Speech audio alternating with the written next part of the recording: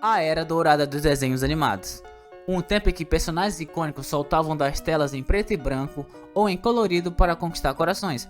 Nesse cenário encantador, surge uma fascinante decepção com a história: as propagandas de guerra. É uma jornada onde o afeto pelos desenhos se mistura com a complexidade de um passado repleto de desafios. Talvez você já tenha visto a cena do Pato Donald fazendo certas saudações. Nessa época, a cultura pop em si, e assim se leva os desenhos animados, foram repletos de propagandas de guerra, logo que nesse caso estava ocorrendo a Segunda Guerra, estava tendo muitas propagandas do Ocidente, propagandas anti-Nazi pró-Estados Unidos e pró-aliados, obviamente. Nessa época, o governo dos Estados Unidos pagou estúdios de animações para fazer certos curtas pró-Estados Unidos, propagandas de guerra, e é nisso que a gente vai falar hoje. Education for Dead é um curta-metragem de animação produzida pelos estúdios Walt Disney durante a Segunda Guerra Mundial. Lançado em 1943, o filme faz parte de uma série World War Propaganda Short, curta-metragem de propaganda da Segunda Guerra Mundial.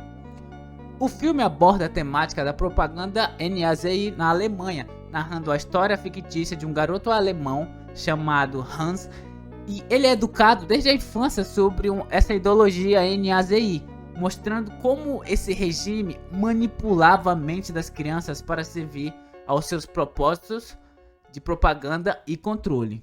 Education for Dead foi concebido como parte dos esforços de guerra para conscientizar e mobilizar a população contra as ideologias do eixo, assim passando para as crianças do Ocidente todo o mal e tudo de ruim que aquela ideologia acarreta em si própria e o mal que ela pode fazer para o mundo em si e para você próprio, caso você entre nessa ideologia. Outra animação da Disney também seria a Face de Firra.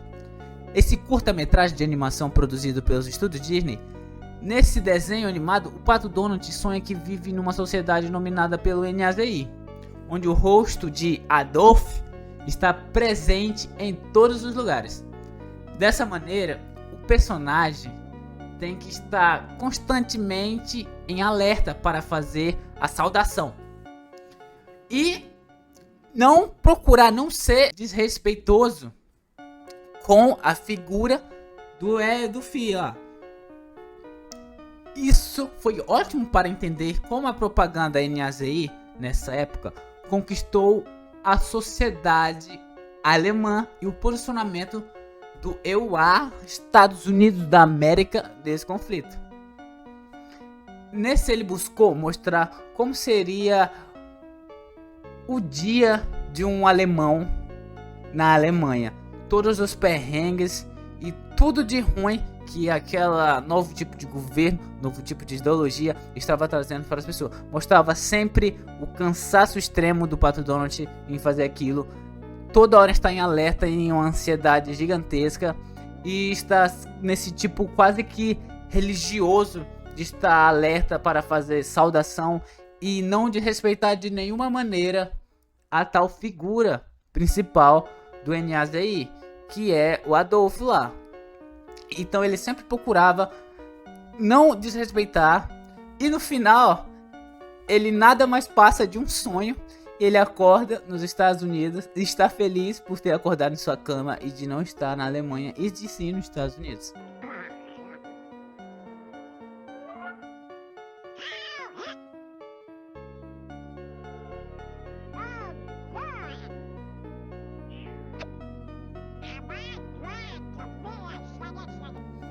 O Warner Bros. Também fez, nessa época em estúdio, um curta-metragem que eu assisti literalmente há uns minutos atrás, do Pernalonga, o Coelho e os NAZI-tas, na qual representa a ridicularização dos NAZI, dessa galera.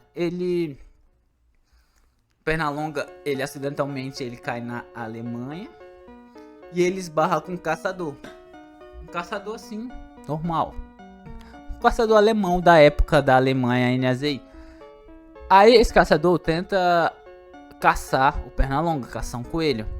Porque o Pernalonga ele achou que ele ia cair em Miami, alguma cidade, Las Vegas, alguma cidade assim. Ele procura informação e ele tá bem longe de casa. E aí começa essa caçação.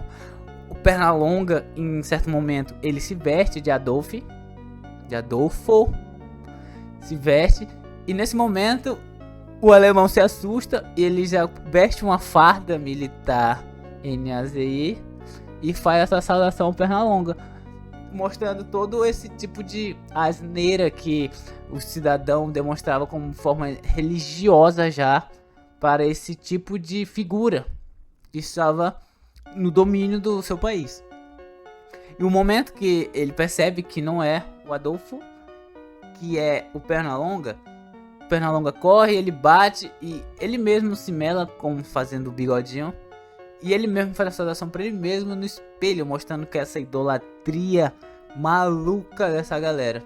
E no final ele vai lá e reclama, ele vê o Adolfo lá. E Pernalonga não se dá bem porque é um desenho animado nos Estados Unidos feito pelos aliados. Não tem como Pernalonga se dar mal. Percebemos que nessa época os Estados Unidos pagando curta, até que ajudou a Disney, que a Disney estava em uma queda nesse momento, pagando estúdios para fazer animações propagandas de guerra pro aliados. Se lasque o eixo. Ajudou bastante o estúdio. E nessa época que os Estados Unidos entrou de cara após o ataque japonês, a sua marinha, que isso sim deixou os Estados Unidos muito focado em não perder essa guerra e ganhar essa guerra. Japoneses foram caçados injustamente no Japão, não, nos Estados Unidos, e foram presos nessa época, só pelo fato de ser japoneses e o Japão ter feito o ataque.